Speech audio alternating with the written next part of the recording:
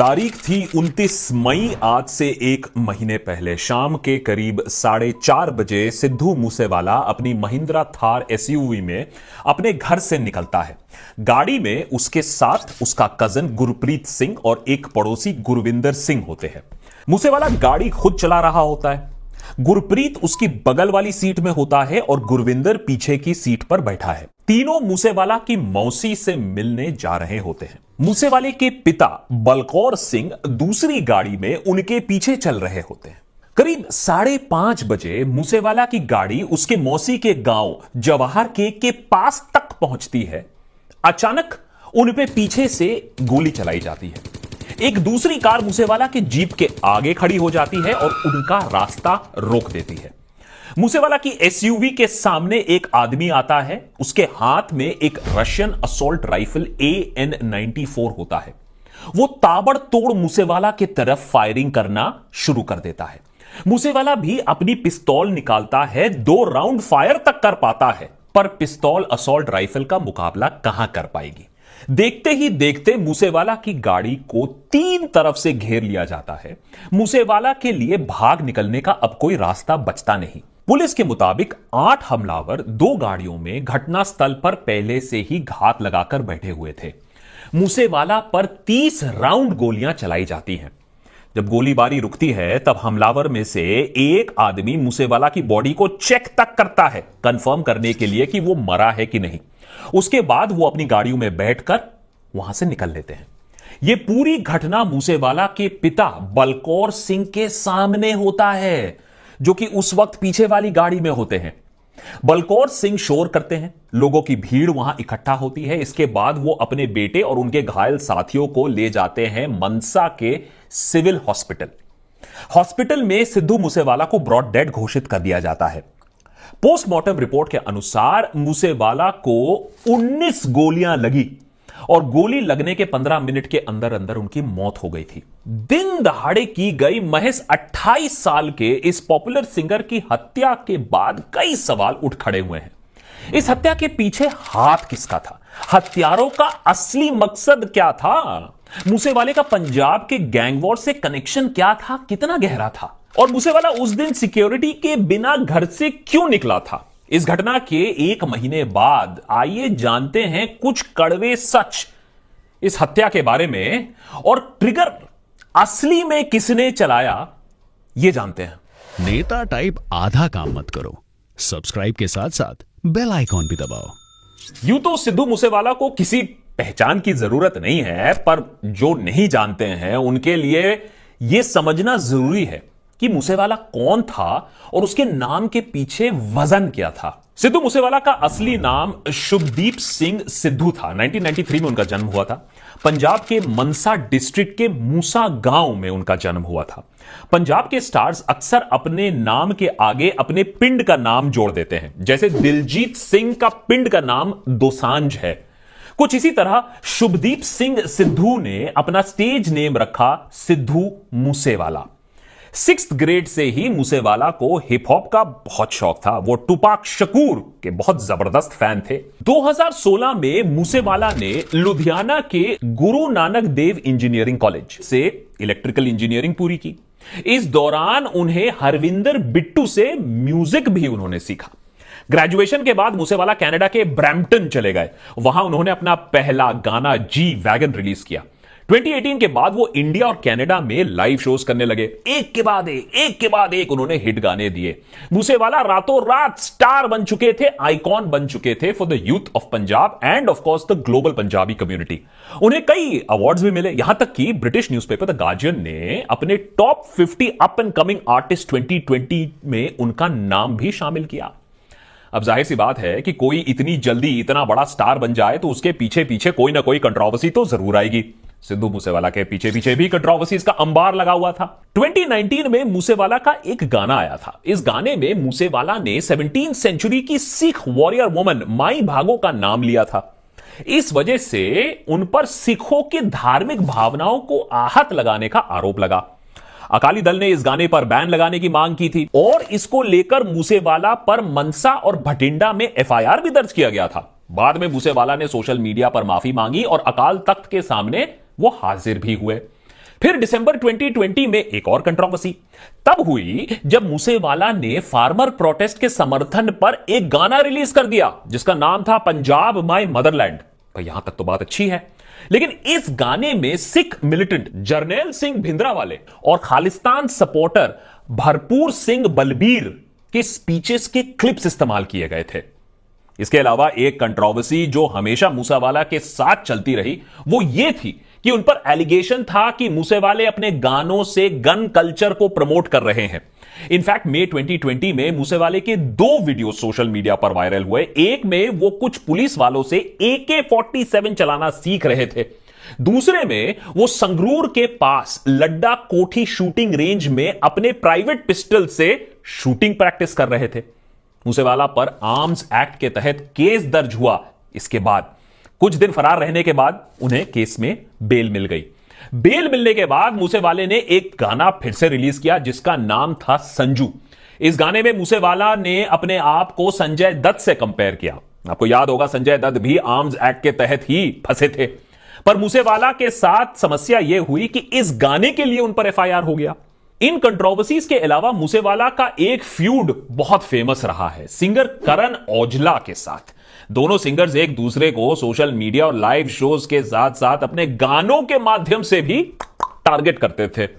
कहा जाता है कि इन दोनों स्टार्स का झगड़ा तब शुरू हुआ जब मूसेवाला ने अपने गाने वार्निंग शॉट्स में करण औजला के गाने लफाफे को नीचा दिखाया। खैर, मूसेवाला की जिंदगी से जुड़ी कंट्रोवर्सीज जो भी रही हों, उनके मौत के बाद अभी तक के इन्वेस्टिगेशन में यह बात साफ हो चुकी है कि यह वजह नहीं थी जिसकी वजह से उन पर गोली चलाई गई थी। पंजाब पुलिस की माने तो मूसेवाला की हत्या के पीछे सिर्फ और सिर्फ एक मेन मोटिव है, वो है रिवेंज। अगस्त 2021 में विकी मुडुखेरा नामक एक अकाली लीडर की हत्या मोहाली के सेक्टर 71 में हो जाती है। मुडुखेरा लॉरेंस बिश्नोई नामक एक गैंगस्टर के करीबी माने जाते हैं। यहां आपको बताना बहुत जरूरी है कि लॉरेंस बिश्नोई कोई छोटा मोटा गैंगस्टर नहीं है। कहा जाता है कि उनकी गैंग में 700 तक मेंबर्स हैं और उनकी गैंग की दहशत पंजाब के अलावा हरियाणा, दिल्ली, राजस्थान और हिमाचल प्रदेश तक फैली हुई है। बहरहाल, विक्की मुडुखेरा की हत्या के मामले में पुलिस ने 4 लोगों को पकड़ा भी, पर एक नाम ऐसा भी आया जो पकड़ा नहीं गया, शगुनप्रीत, जो कि सिद्धू मूसेवाला का मैनेजर था। कहा जाता है कि शगुनप्रीत ने विकी मुडुखेरा के कातिलों की मदद की थी और केस में उसका नाम आने के बाद वो ऑस्ट्रेलिया फरार हो गया। लॉरेंस बिश्नोई गैंग का मानना था कि ऑस्ट्रेलिया भागने में डायरेक्टली सिद्धू मूसेवाला ने शगुनप्रीत की मदद की थी और वो चाहते थे कि विकी मुडुखेरा की हत्या के मामले में सिद्धू मूसेवाला से भी पूछताछ की जाए, पर ऐसा नहीं हुआ। लॉरेंस बिश्नोई की दूसरी वजह कि बिश्नोई गैंग की राइवलरी बम्बीहा गैंग से थी और मूसेवाला बम्बीहा गैंग का करीबी माना जाता था। इनफैक्ट उसका एक गाना भी है बम्बीहा बोले, जिसमें वो इस गैंग के लीडर देवेंद्र बम्बीहा की तारीफ भी करता है। अब आप सोच रहे होंगे कि किसी गाने में किसी की तारीफ कर दी या किसी के भागने में भी किसी की मदद कर दी, इसकी क्या वजह हो सकती है इतनी ब्रूटल शूटडाउन की? यही तो सोचना और समझना मुश्किल है कि एक गैंगस्टर कैसे सोचता है, एक सीरियल किलर कैसे सोचता है। आपके और हमारे तरह नहीं सोचता है। हम तो भगवान को से डरते हैं, लॉ एंड ऑर्डर है, सरकार से डरते हैं। इसके लिए आप एक बहुत इंटरेस्टिंग किताब भी पढ़ सकते हैं, development of a serial killer. सुन सकते हैं कुकू FM पर कि एक सीरियल किलर, एक गैंगस्टर, एक क्रिमिनल माइंड है, वो कैसे काम करता है, उसको समझना भी बहुत जरूरी है ऐसे बिश्नोई जैसे कैरेक्टर्स को समझने के लिए। डाउनलोड लिंक मैंने कुकू FM के नीचे दिया हुआ है, टाइम से आराम से अपने लेजर पे सुनिएगा जरूर। But anyways, back to the Bishnoi character. अब लॉरेंस बिश्नोई गैंग के पास मोटिव था या नहीं, या एडिक्वेट मोटिव था या नहीं, बट फैक्ट तो यह है कि लॉरेंस बिश्नोई खुद 2021 से तिहाड़ जेल में बंद था। तो इस कांड का अंजाम भाई उसने कैसे दिया? मूसेवाला की हत्या के बाद Canada based gangster Satinder Singh उर्फ गोल्डी ब्रार ने सोशल मीडिया पर पोस्ट करके हत्या की जिम्मेदारी ली। इस पोस्ट पे उन्होंने स्पष्ट कहा कि गैंग के पंजाब मॉड्यूल ने इस हत्या का अंजाम दिया। यहां आपको यह भी बता दें कि गोल्डी ब्रार भी लॉरेंस बिश्नोई गैंग का खास आदमी माना जाता है। दिल्ली पुलिस से पूछताछ के दौरान लॉरेंस बिश्नोई ने यह तो माना कि यह एक रिवेंज किलिंग था, लेकिन इसके पीछे उसका गैंग भी हो सकता है, पर उनके मुताबिक वो खुद पर्सनली इन्वॉल्व नहीं थे। पर पूछताछ के दौरान लॉरेंस बिश्नोई ने दिल्ली पुलिस को कुछ आम सप्लायर्स के नाम जरूर गिनाए। पुलिस का मानना है कि इन सप्लायर्स में से ही किसी ने मूसेवाला की हत्या के लिए AN-94 जैसा एडवांस्ड वेपन सप्लाई किया था। एडवांस्ड क्यों?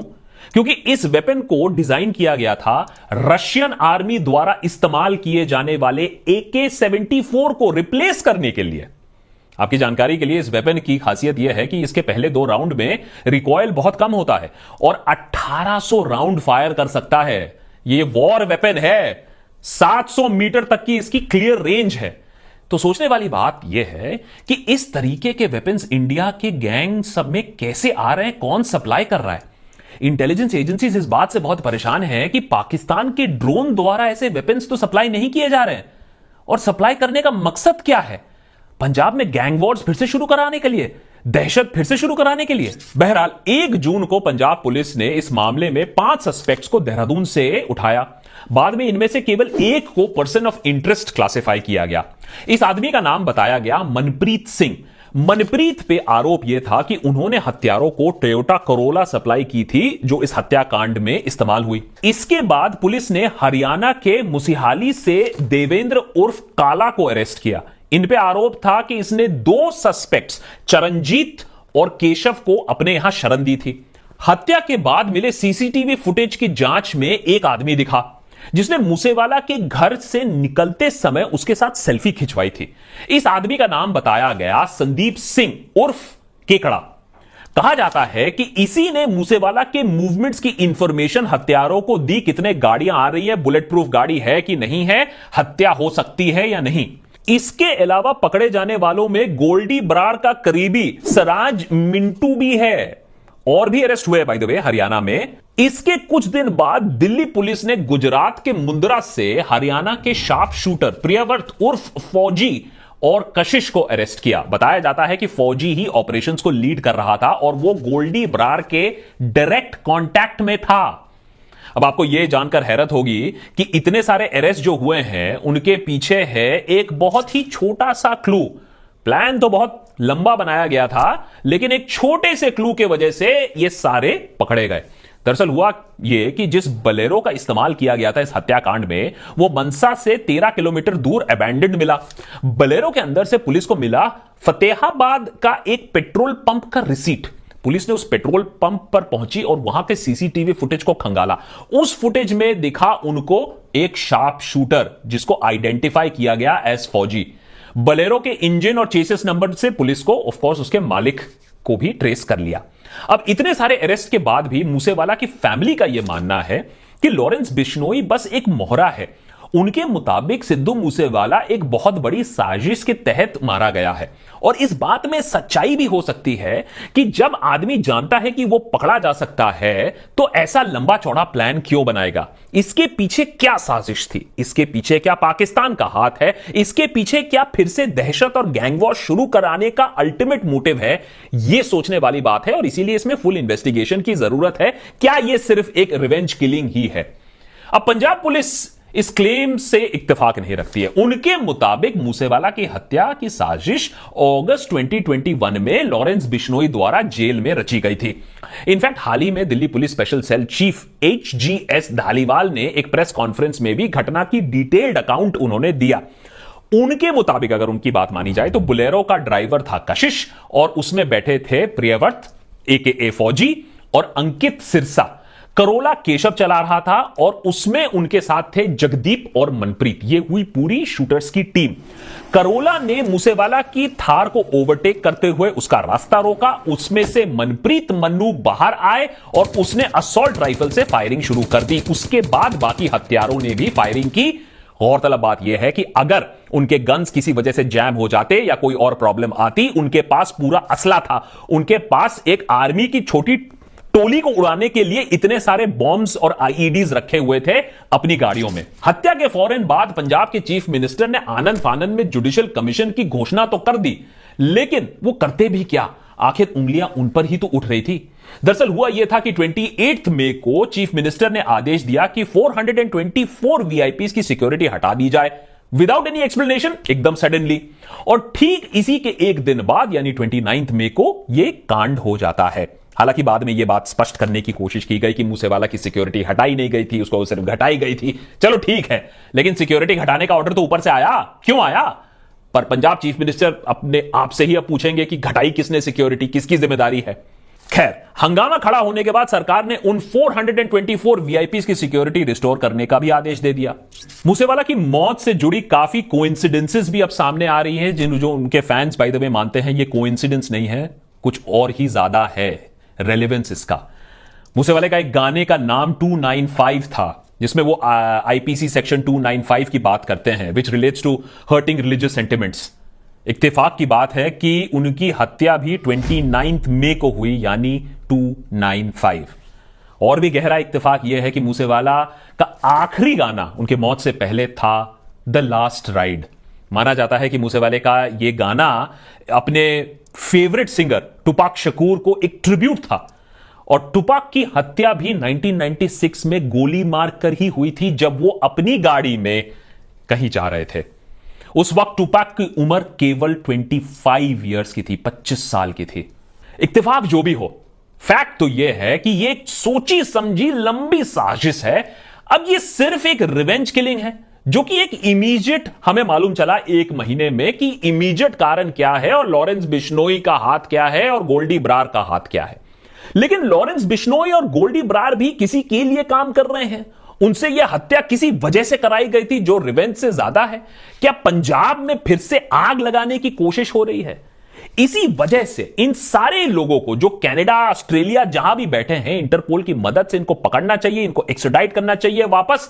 और पूरी जो एक साजिश है, ये जो हाईटेक वेपन्स है, ये कहां से आई हैं, ये सब पता लगाना भी जरूरी है। ये सिर्फ और सिर्फ एक किलिंग नहीं है, ये देश के खिलाफ भी एक गहरी साजिश हो सकती है। और इसीलिए इसकी पूरी कहानी अभी पूरी नहीं हुई है। अभी सिर्फ हमें इमीडिएट रीजन मालूम चला है। इसके पीछे जो कंस्पिरेसी है उसको निकालने की अभी भी जरूरत है। Thanks to Kuku FM for making this episode possible. Serial killer ही नहीं, ऐसे में बहुत सारे और भी चीजों के बारे में आप मेरा मतलब है आप सुन सकते हैं। ऑडियो बुक्स आप कभी भी किसी भी समय अपने समय अनुसार, अपने कंफर्ट अनुसार सुन सकते हैं। तो बहुत आसान हो जाता है नॉलेज कंज्यूम करना। बहुत सारे लोग अब कुकू एफएम सुन रहे हैं, मैं भी सुनता रहता हूं। मैंने नीचे कुकू एफएम का लिंक भी देके रखा है। अगर आप DB50 कोड इस्तेमाल करते हैं, फर्स्ट 250 पीपल जिन्होंने बेल आइकॉन दबाया, जो सबसे पहले ये देख रहे हैं, जब वो कुकू एफएम डाउनलोड करेंगे और DB50 कोड इस्तेमाल करेंगे तो उन्हें 50% ऑफ मिलेगा। यानी 399, जो कि 399 एनुअल सब्सक्रिप्शन है, वो बन जाता है सिर्फ 199 for thousands of audio books एक साल के लिए कुकू एफएम पर।